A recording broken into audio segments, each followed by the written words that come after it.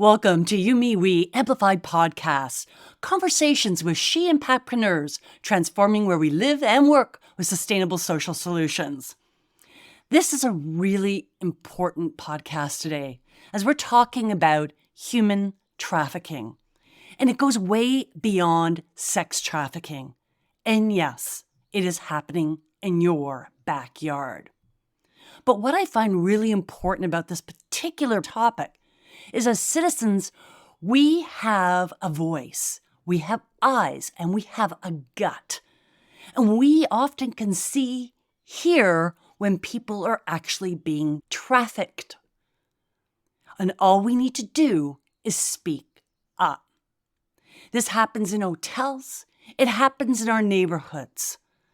This is where each one of us can take responsibility to uplift the life of somebody else. Also in this podcast, you'll learn a lot about advocacy, how to partner and collaborate with voices louder than your own, and how to lead volunteers. So dive in, enjoy the podcast, and please share this important message with the people you care about.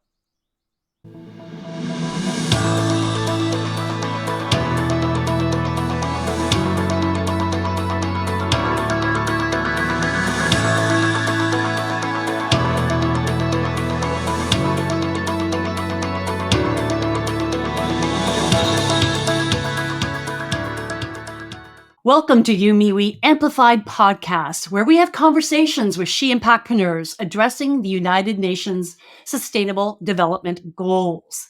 Hello, I am Suzanne F. an international speaker, author, she impactpreneur community builder, and a multi-award winning social entrepreneur. And yes, your host of YouMeWe Amplified Podcast. Today, we're going to have a serious conversation about something that's extremely important with a very inspiring woman named Sandy Biback. She is the founder of Meeting Professionals Against Human Trafficking. She's from Canada, and she is a retired meeting planner, amongst other things. So when we talk about Meeting Professionals Against Human Trafficking, we're going to use an acronym called MPAHT. MPAHT, just to facilitate our conversation today. Sandy started MPAHT in 2017. MPAHT is dedicated to addressing the critical issue of human trafficking and slavery, with a continued emphasis on combating sex trafficking. As a leading organization, they strive to maintain and expand their role in providing education and resources to the hospitality and travel industries.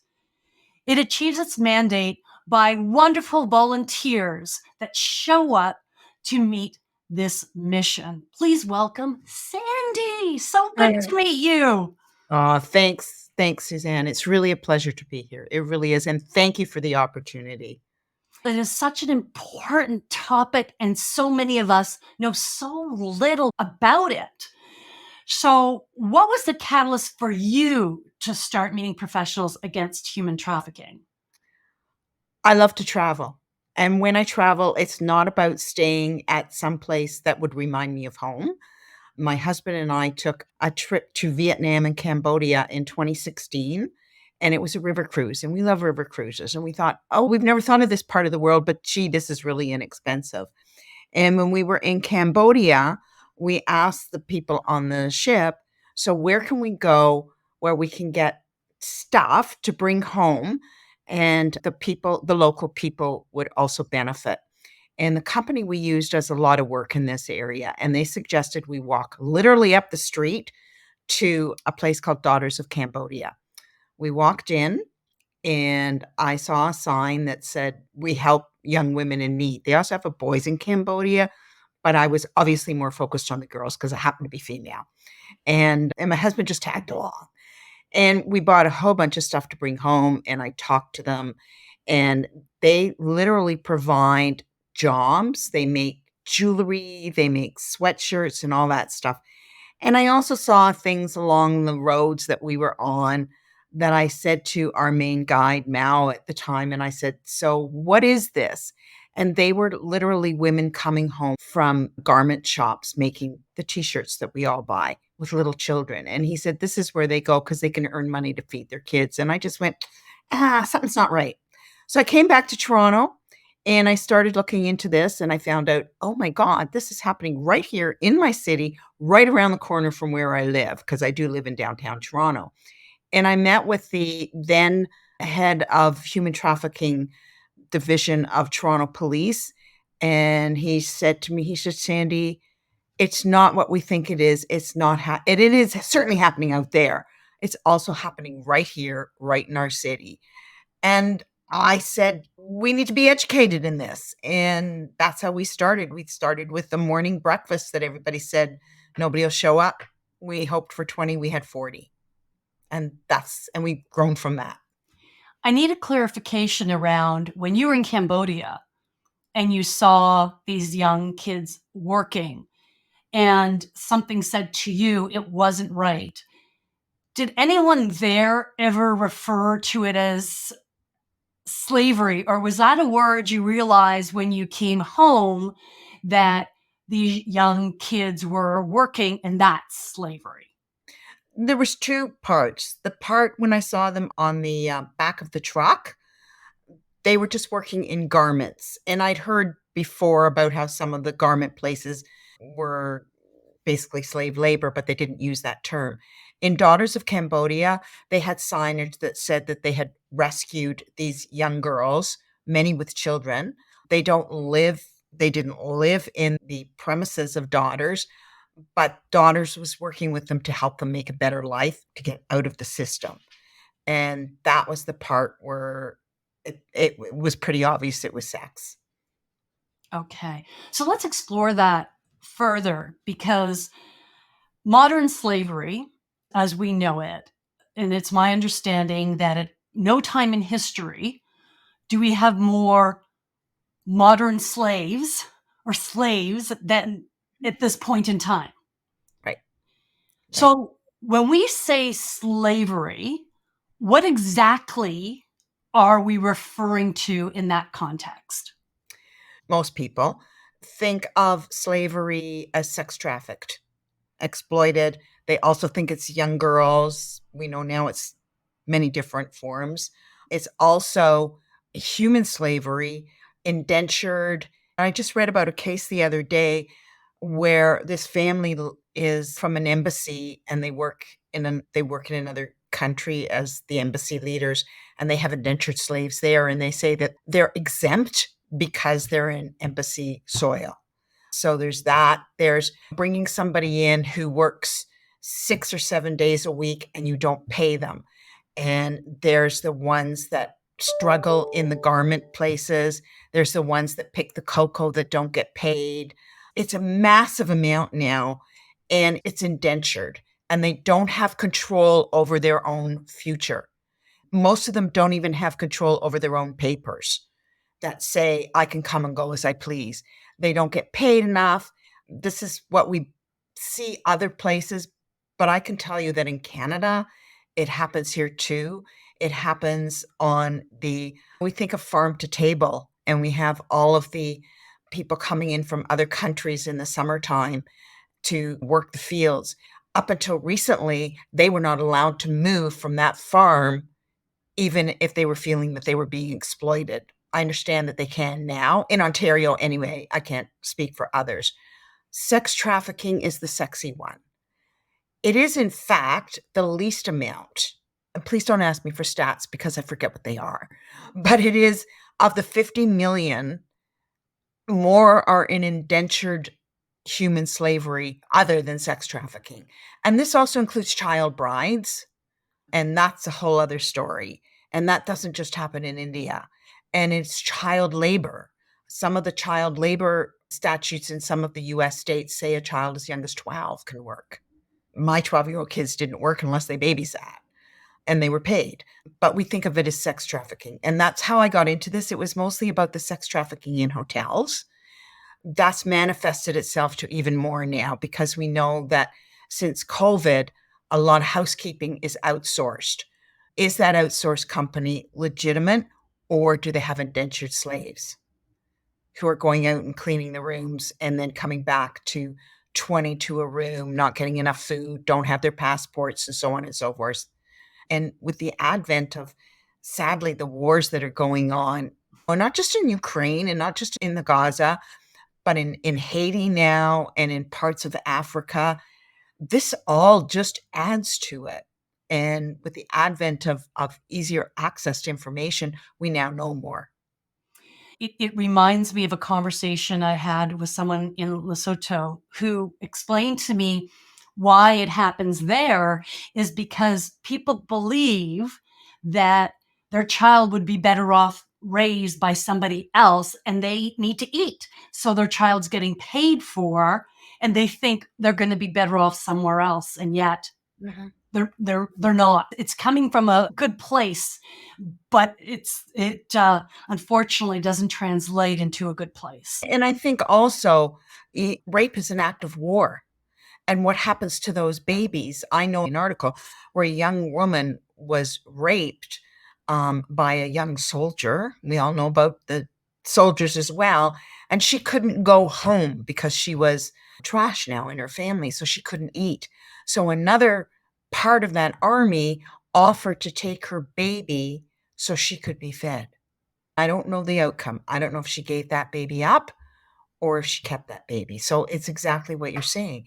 So we're putting things on young people and people who are destitute, people who don't have the luxury of living in a country like Canada or the US or other countries. I don't know how I would react in that. It's also about moral courage and ethics. And I don't know, but sex trafficking is what drew me to this. And I've worked with survivors and I have nothing but absolute praise for these. And the ones I know are women. And they're just awesome. They're just awesome what they've been through and how they've made a life for themselves and how they are helping others. And when you say the ones you've spoken to, those are women who've been trafficked to Canada? The ones I know are local Canadians. Let's hit the pause button for these messages. And we are back. Let's delve in.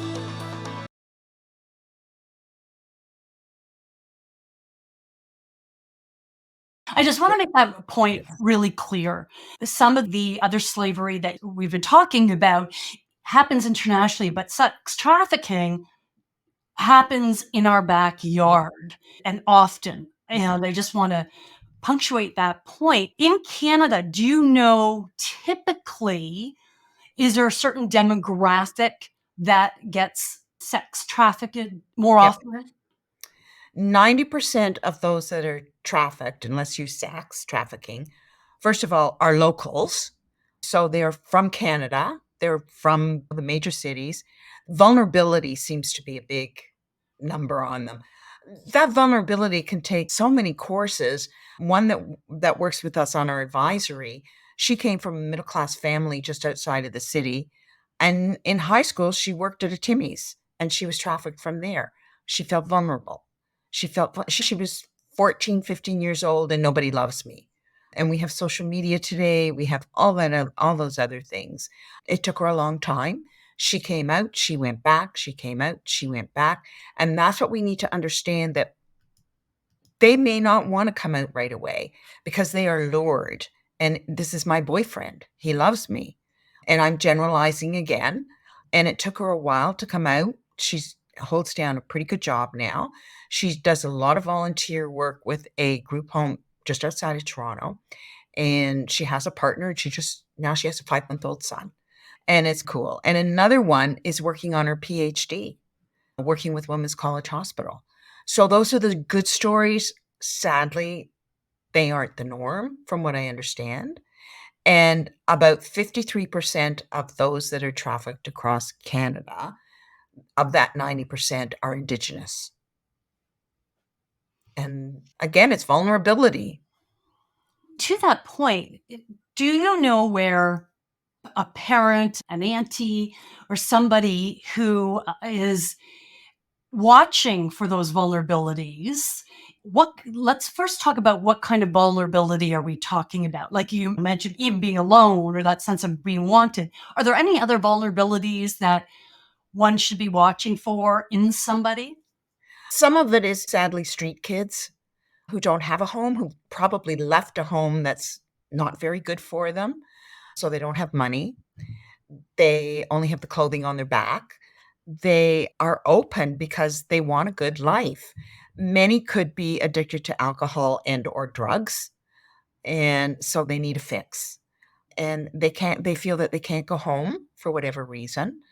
And we have a lot of homeless. I live in downtown Toronto. So I see a lot of homeless, and it's not all their fault. I don't think there's one thing, and what makes one person vulnerable maybe doesn't make another person vulnerable. I do know that in the beginning it was about, and this is before COVID, it was about malls were a great place for the traffickers to find young girls. Although we do know, trans and males are really coming up, sadly. 4 or 5 young girls are hanging out at the mall, and there's a Canada Goose store there, and they want a jacket. And just like you see on TV, the traffickers can profile them. You see the police profiling the bad guys. The traffickers do the same thing. And they find the one girl and they say, hey, are you ever cute? Let's go into Canada Goose and I'll buy you a jacket. And it moves from there until the girls are captivated. Sometimes those that are being trafficked are still living at home and still in school. And that's where the parents can come in and see subtle differences. So why isn't Mary Jane doing as well in school? Why is the door closed more in her room than it used to be? Why is she sneaking around on her phone more than she used to be? Contacting the school and saying, is she doing okay at school? Or is she skipping classes? Because often the traffickers, honestly, if they've got a spare, the traffickers will come and take them away for a hit over the spare and then send them back to school. Has their demeanor changed?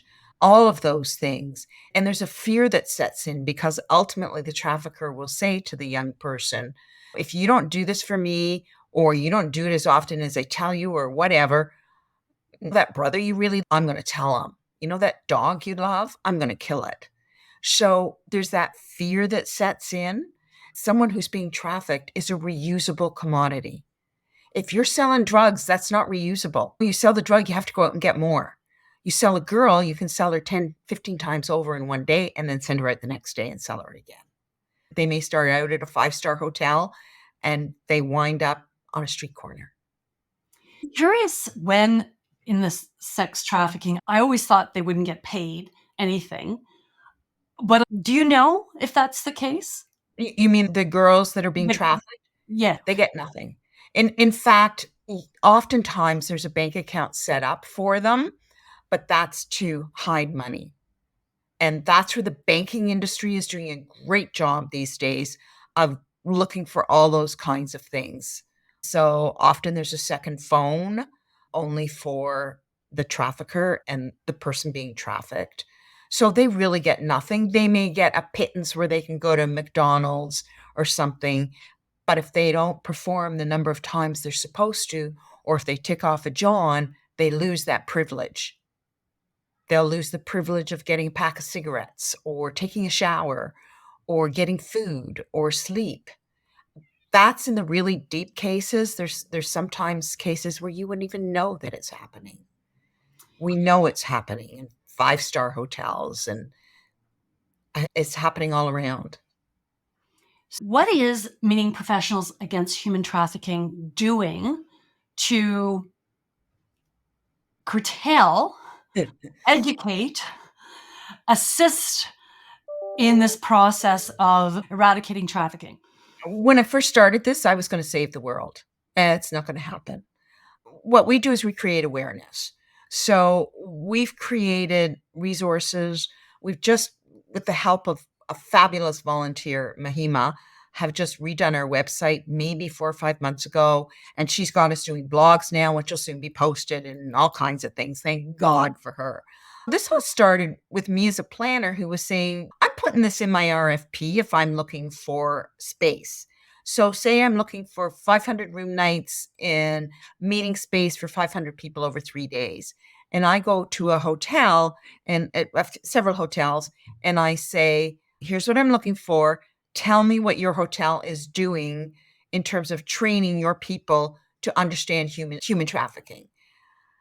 Most salespeople at the time didn't even know what I was talking about.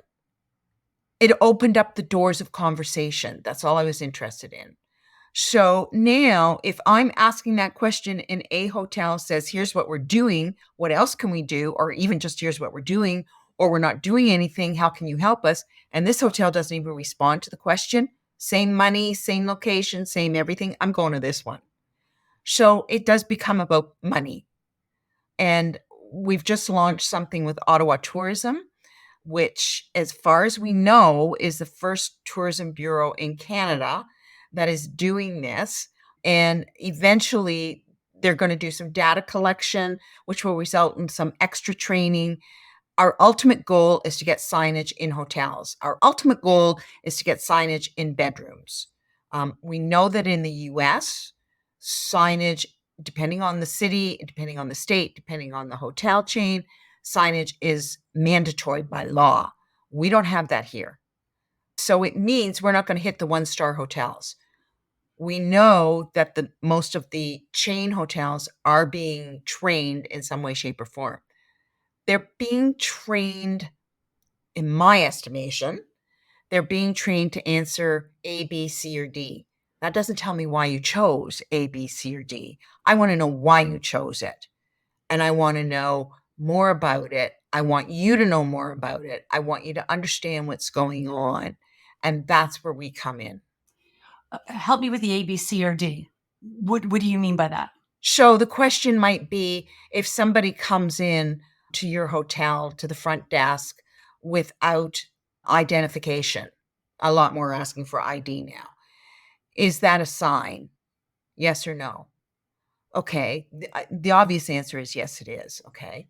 But tell me why you think it's a sign. What else is it about this person?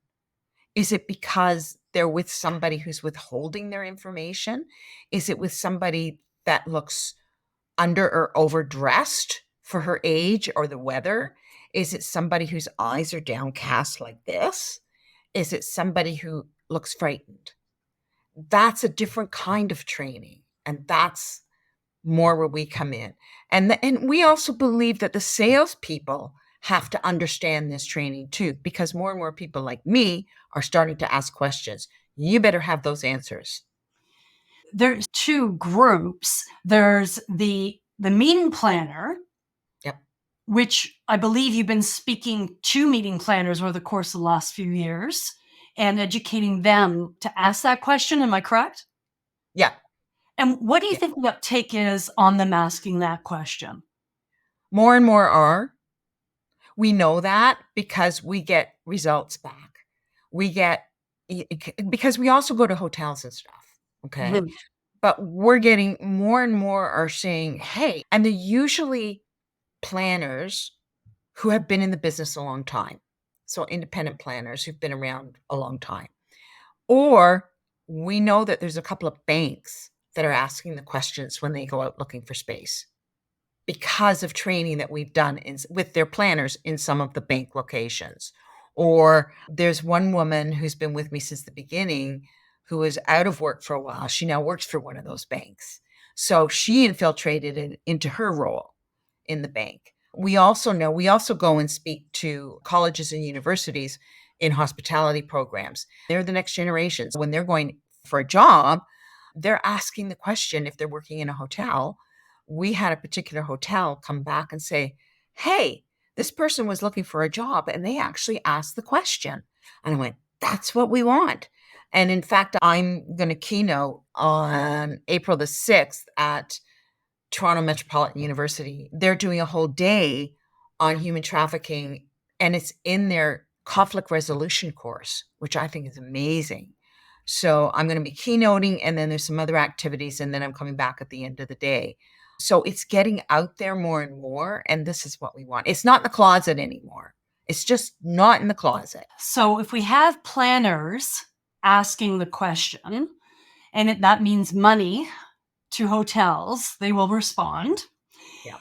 Because it means money. And let's face it, some hotels are socially conscious and want to do good, but not all are motivated by the same thing. So if we have that, If we have in the hotels on the back of the doors about human trafficking, that would assist, or in the lobbies and the washrooms Yes. would be very helpful. Because that's one thing that I had noticed in traveling in Africa. I saw it a lot in washrooms, Yes. and I also saw it at border crossings, Yes. which Yes. are both important. Yes. And also, they're asking for ID as well is a huge shift at hotels where Yes. before we didn't even, that was in the last, I don't even know, 5 years that we started getting asked everywhere we go. That would be helpful. So those are big shifts. I'd like to see those signs.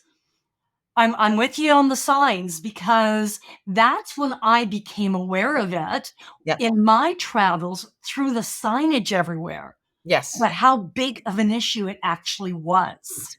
Yes. It's in a lot of airports in the women's stalls. And apparently, I did a session for a group a while ago, and there's a couple men on there, and they said it's also in the men's stalls, which is really good. I understand your purpose had changed after starting 6 years ago. I believe it started with awareness. Now you're moving more to education. Is there anything else that's shifting?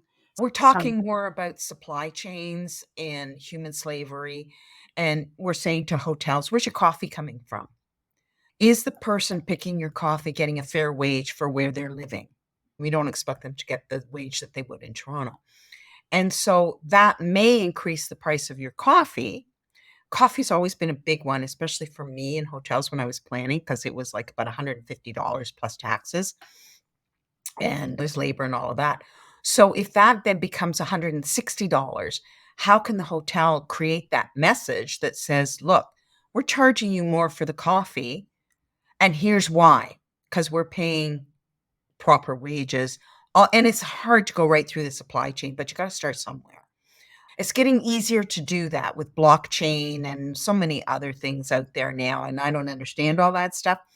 And then what it does is it says to me as a planner, if I work for a bank or if I work for myself, which is what I did, I can say to my clients, look, this is a hotel that, or a convention center or whatever that's really looking at trying to help the world. And so, yes, your coffee is going to cost a little more. So that means your registration fee might be $5 more for each attendee, but tell them why. I guess if I go back into my own travels, and like I said, I love to travel. My husband and I were in French Polynesia a number of years ago, and we stayed at one of those overwater bungalows in Moorea, and it was a one night, and that was it. In the room, it said $10 from our room night was going to a biosphere foundation to help them keep the waters in good condition around the island. That was it. $10, right? The cost of that room, what was $10? And that's where we're going. And that's another side of a little bit of what we're working on behind the scenes with Ottawa tourism as well. That's far from coming down the road. We need to get the rest of this in order first. And that's where we hope other destination organizations will come on board with us. Yeah, and that's what I was going to ask you about Ottawa's announcement and coalition, and being the first tourism organization to actually do that. I wonder what it's going to take for to get everybody else on board. Is Ottawa Tourism going to try to spearhead it and share their strategy with other tourism boards? Yes. What we're developing is the template for their membership. So that will be the data questions that go out to them and so on and so forth, with templates for signage and so on. By the same token, side by side, there will be a template that any other can pick up on. And I have to tell you that since we were in Ottawa in February, we have a meeting, 3 other groups around Ontario. I think it's 3, and to see if they're interested. And then there's some talk with 2 or 3 out in Western Canada. So it's that momentum. And I cannot give enough praise to Tourism Ottawa for taking this on. And it's just remarkable. I'm glad they're taking it on, and it is such an important message. And you're collaborating with them to do that, correct? Yes. It's 3 groups. It's us, it's Ottawa Tourism, actually it's 4. And it's Voice Found, which works with survivors in Ottawa. Cynthia Bland, she's amazing. And we also push a lot of this through, and they've been very helpful with us with the Canadian Centre to End Human Trafficking, which is a Canadian organization that gets a fair bit of government funding, and they're doing some wonderful work. And they have a lot of research that I use when I speak that's Canadian oriented, because up until now, a lot of research has, quite frankly, been American or out of Hong Kong and places like that. So we now have Canadian stuff. Which is so important with a topic like this. It's wrong, it's terrible everywhere, but there is that reality that we connect with what's closest to us. Yes. Now, I say us, I won't say that's me necessarily, but it's psychologically proven that we do connect to when we say Canada instead of the US. All of a sudden, we're that much more emotionally removed from the issue. So I'm really happy to hear that they have statistics for that. Yeah. And the 401 highway is the most used highway to traffic people across the country. And that's a statistic that came out of the center, among many others. And what most people don't know is that we're helping them spread the word, is that there is an 800 number they can call in Canada that's 24/7. And it's in a number of languages, that if you see anything or you don't understand something, this is a number that anybody can call, and you can be anonymous. Do you have that number off the top of your head? I sure do. 1-833-900-1010. Okay, great. Because we'll make sure that's also on your page with all your bio and information and video and podcast information as well. So thank you for that. Now, how do you personally measure your impact? Because like you said, changing the world, us social impactpreneurs, we want to, but we know that we're going to make a little bit of a dent if we're so lucky. So how do you measure your impact? Now that I realize I'm not going to change the whole world and get rid of human slavery, I measure it one success at a time, one story at a time. I've always been a storyteller. And one of the people on our advisory council, Matt Friedman from the Mekong Club in Hong Kong, has always said it's about the little bits, and it's the butterfly effect. And to me, the greatest thing is when I get somebody in my business who sends me a note and says, you know what, Sandy, I saw something in an airport, in a Canadian airport, that didn't look right, and I reported it. What happened? I don't know. But if it hadn't been for the work you're doing, I never would have reported it. And another one who said she was on a train and saw something. It's the small wins. It's when someone says, because you asked me that question, I started to think differently. And we forget the ripple effect that we create by just asking a question, making somebody aware. And all of a sudden they make somebody aware, and that somebody's aware. And that ripple effect is, you never know how big the impact is. You're not funded, which we're going to talk about in a moment. But when you are funded, you need to have an answer to that question. How do you measure your impact in order to continue to getting that funding? Mm-hmm. You've got this freedom, and yet at the same time, performance, because you're doing this all for volunteer because of something you believe in. But I'm gonna dive deeper into that in a moment. But I'm gonna go back to what you were saying, that those 2 people saw something because of you. Help all of us. You gave a couple examples earlier when you were talking about educating. What should we look for? And as a result of seeing that, make a phone call. I think it's the things I talked about earlier. There's a lot of work being done on a lot of the airlines. And there was one, and I can't remember the airline, a couple of years ago, where a young girl was not allowed to go to the bathroom by herself. And it twigged the staff who reported it, and they were both picked up as soon as the flight landed. So instead of going to that person and saying, what are you doing? Which is very dangerous, never, ever there. Yeah. And it resulted, what happened after that, I don't know, but I do know that she was trained in such a way, and I know it was a female, in such a way to say that, what do you mean she couldn't go to the bathroom by herself? That this guy was standing outside. So and sometimes it just becomes your gut. And I go back to my career, and I can remember wandering the back halls of a hotel at 4 a.m, making sure that my AV guys were setting up and seeing things that went, I don't know. Now I know what it probably was and what I would do about it had I known then. What I would have done about it then was I would have gone to security. And that's what we're telling people to do is, first of all, never jump in on your own, because you're putting yourself in danger as well as the victim. Okay. So we've been told by hotels, directors of security, contact the hotel, phone and say there's a noise complaint, and they will send security up, and security will deal with it, because you're not equipped to. You're just not. And maybe you're wrong, but that doesn't matter. What if you're right? So look for things that just don't look right. If it's really cold out and there's a young girl running around with a really short skirt and a crop top, she's got no jacket on. We used to live in a 40-story building, and we lived on the 24th floor. And I would get up every morning about 5:45-ish and walk my dog.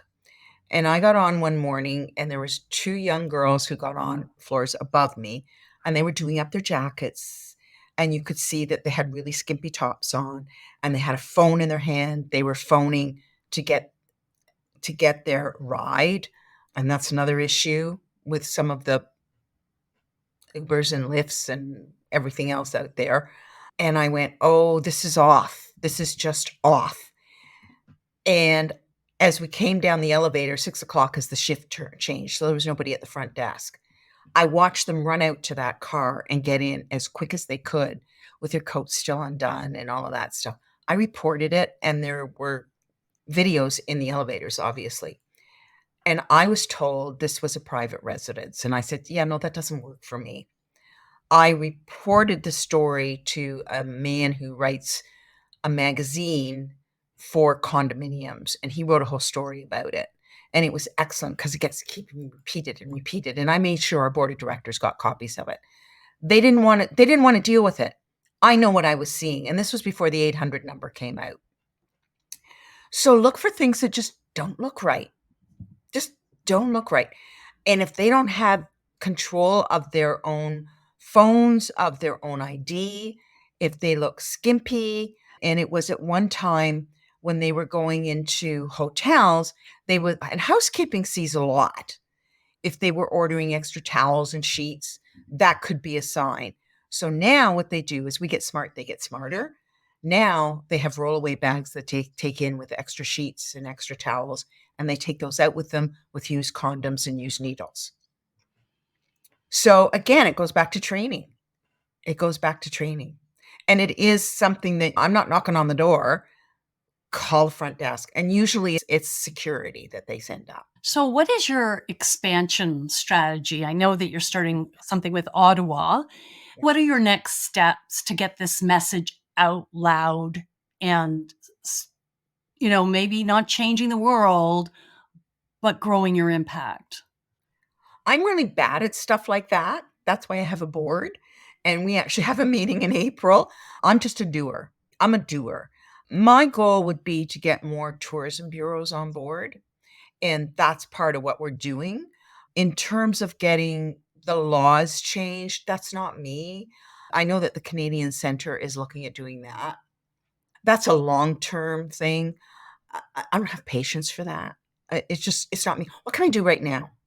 Right now, I can talk to schools. I can talk to hotels. I can talk to planners, and so on and so forth. That's what I can do. And since COVID, we've gone from about 22 volunteers to about 5. Okay, so we're really lean. I do probably 90% of the speaking. Mahima handles all of our social media. Janet keeps me on track because she's much better at it than I am. Gail cuts in and handles a lot of the administrative stuff. And Robert, God bless Robert, he has sponsored all of our audio visual over all these years, his company. We've never paid for it. Give his company a shout out. Yes, Okay. AV Canada, and they are tremendous.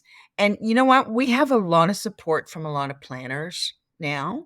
We have one planner who is an independent planner who's very in touch with, I have to meet this deadline, this one and this one. And she has a number of, and she likes accountability. So she's put out on her LinkedIn, if she meets for every one of her things that she meets by the end of the month, a certain amount of money is being donated to MPAHT. And I went, oh my God, this is amazing. And she was one of them that saw something that did something. And it's mushroomed because another company has come in and said, if she meets it, we'll meet it. I'm a huge advocate. There's so many things in the speaking industry, in the planning industry, at events that we can do. Now, I get into the nitty gritty of how to do that to make sure you're constantly fulfilled and you're also making an impact in that regard. If donating a small amount, if that is something you really care about, then commit to it, amplify it, share it, celebrate it. And it's so easy and yet difficult to do, to cut through the noise.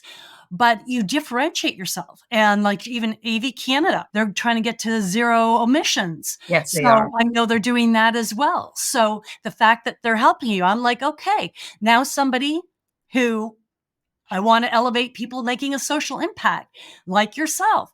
I'll say, hey, here's a speaker. Here's AV Canada. Because if we work together to elevate the people that are making a difference in this world, let's amplify the good stuff. Yeah. I'm tired of amplifying, or I don't personally shaming, blaming. Let's focus on the people that are Yes. actually making the change. The other thing I love that you said is I don't do that. That's not me.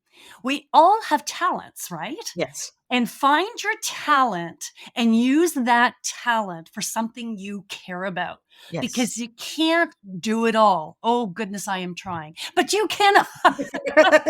I tried. It didn't work. Yeah. I mean, I'm still fighting it. I think I'm just starting to let go of some stuff. You can't do it all. So find your talents. Yeah. Now, this as well as I do, that typically we, especially over the last few years, we interview people that are making an income and bake social initiatives into their business. You are not doing that. No. You are retired. You created this path upon your retirement and are giving all your time, your energy, and so are the volunteers. Yes. No one is getting paid. You are not a charity. You are not a not-for-profit.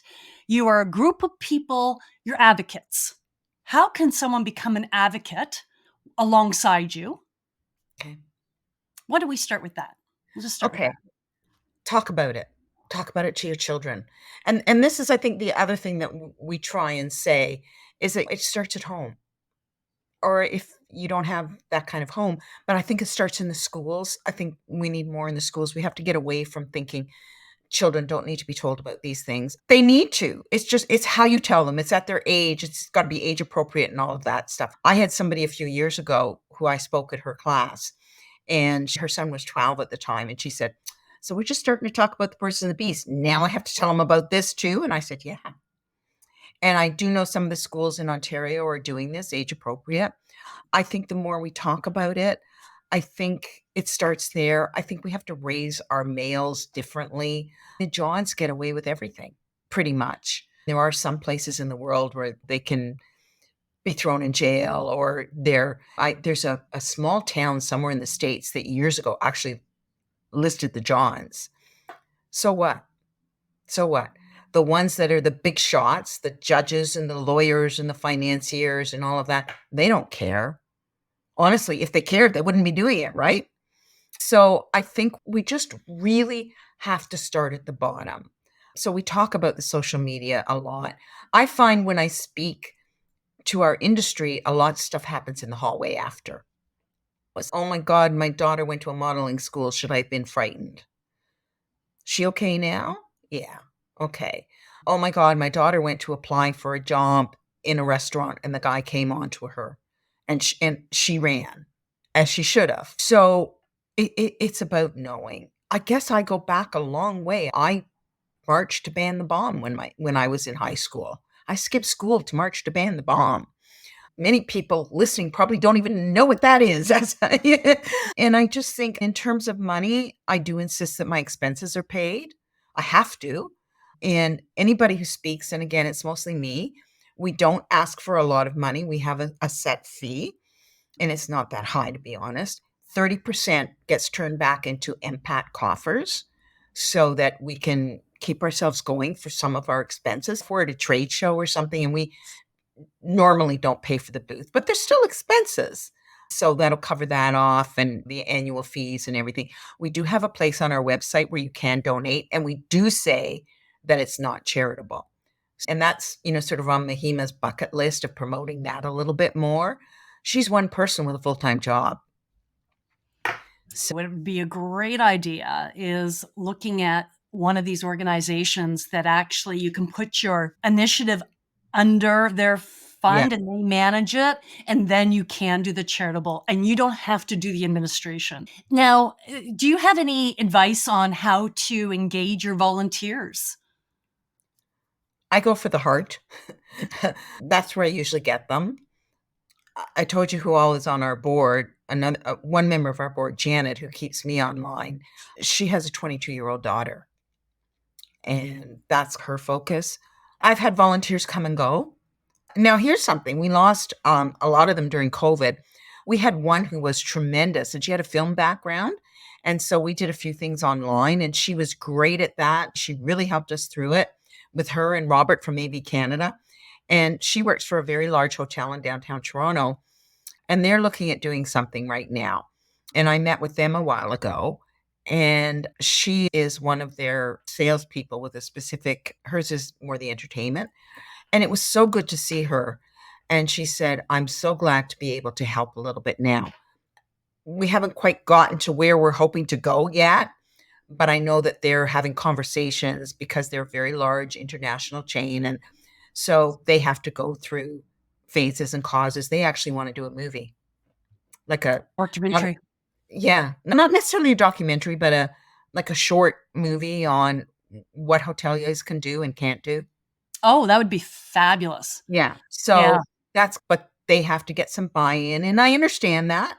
So I'm working with her, and her counterpart, who's the one that contacted me, is responsible for DEI for North and South America for this particular chain. So I go where it takes me. Yeah, no, I understand. Now, in order to make this sustainable, even the advocacy of it and the volunteers of it, what would you say would be 3 things to make this initiative sustainable? What needs to happen? We need more buy-in by the tourist bureaus. I think that's the big one. With Ottawa Tourism, one of their salespeople who's really behind this initiative is on our board, and their CEO is on our advisory council.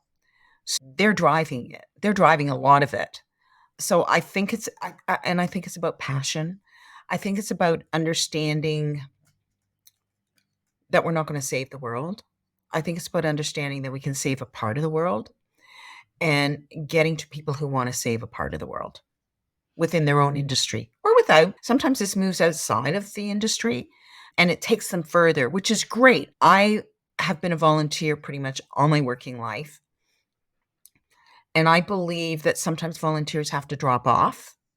And I believe that if a volunteer takes on a role and then for whatever reason they can't fulfill it, just tell me. Just tell me instead of keeping me hanging. I'm not sure that answers your question. It does answer the question. I think the new relationship, though, that I just want to emphasize with Ottawa Tourism is so massive of an opportunity that collaboration with a voice louder than yours is really imperative. And also, what was it called again? It's the Canadian Centre to End Human Trafficking.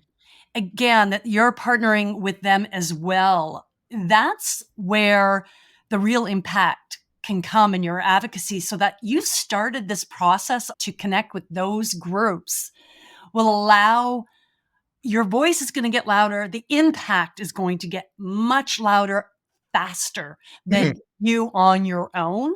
So even that from a sustainability standpoint, connecting with people who have more of a profile, if you will, without belittling your profile, but more of a profile than you do is really a great strategy to get momentum faster and to more people. And I think too is that they're bigger than I am.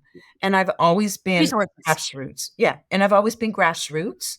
And that's what's important to me. And you know what? We're playing into each other. And we're like a jigsaw puzzle. And I think that's cool. I've met some wonderful people and I've come away from trying to take the mission into other directions that we're really not capable of. This is where Janet comes in. She'll say, Sandy, our mission is within the hospitality tourism conference business. And she brings me back to this. And I think that's really important for me because I tend to go all over the place. Yeah, I think that's wise. Let's wrap ourselves up here in our rapid fire. Let's dive in. Are you ready to have some fun? Ready to go. Okay, excellent. What is the one thing you wish you knew prior to engaging down this contribution path? That I could do it. What is the worst piece of advice you ever received? You can't do it. What is the best piece of advice you've ever received? Just go do it. A lot of doing it going on. What is one piece of advice you would give to an entrepreneur who wants to have a social impact? It becomes really a part of what you're trying to accomplish. What is one recommendation you would suggest to promote a culture of contribution? So I want you to think about your volunteers right now and creating that culture that they all want to contribute. Let them contribute what they can, when they can, as they can, and be cognizant of their other lives. Great advice. Now, I don't know if you have any children, but do you have a daughter? I have two. Okay. So if you had a daughter who was 10 years old today, okay, because a lot's changed, what advice would you give to her? I would tell her to be very careful in who she says what to, particularly online, because there was no online when my kids were growing up. What advice do you wish you received when you From were 10 years old? that I really was capable of doing a whole lot. What's one thing you have to do that makes you uncomfortable, but if you didn't do it, you wouldn't have the desired impact on your social initiative? Talking, learning, and reading about things that are really uncomfortable to find out about human beings and what they go through. Who is the greatest female influence in your life and why? Joan Eisenstott, and you've probably never heard of her. She's a planner. She's an independent planner out of Washington, D.C. She's a friend. She's a colleague. She has her fingers in so many social justices and injustices. And can I mention two people? Can I mention two? Go for it. Okay. So, but Joan has she's been my moral compass in a lot of ways, my moral courage. She's shown me a lot. She's taught me a lot. She's on my shoulder a lot. And the other one is Joy Fox out of Vancouver, who was an independent planner like me. And we've known each other probably as long as I've known Joan. Joy just keeps going. She's 89 years old and she just keeps going. She keeps traveling. She's in a choir. She's actually off to Italy this summer to sing with the choir. I'm going to see her this summer. She's an amazing inspiration. So when I get aches and pains, I think of her. Excellent. In a positive way. Yeah. What three values do you live by? Having a moral compass, honesty, and I think compassion and empathy. Besides yours, which beneficiary do you think needs the most investment of time, research, and money? Housing. A book that you would recommend for others to read. A book in your wheelhouse would be preferred, or a business book, but go ahead, anything is good. Be the Change. And it's by Matt Friedman of the Mekong Club. And that's where I learned that it's the little pieces that count. And where can people reach you? Facebook, LinkedIn, Twitter, sandy.biback@outlook.mpaht.com. Google my name. You'll find me. Sandy's with a Y and Biback's with an I. Yes. Do you have any words of wisdom for our audience regarding making a conscious contribution to society? Final words. Find your passion and follow it. Thank you so much, Sandy, for sharing your insight, your inspiration, and your social commitment and your advocacy with us today. And discover more podcasts with She Impactpreneurs transforming where we live and work with sustainable social solutions. Visit podcast.YouMeWe, that's YOU, MeWe.ca. Please share and subscribe. Until next time, I'm Suzanne F. Stevens, and I encourage you to make your contribution count for you, me, we.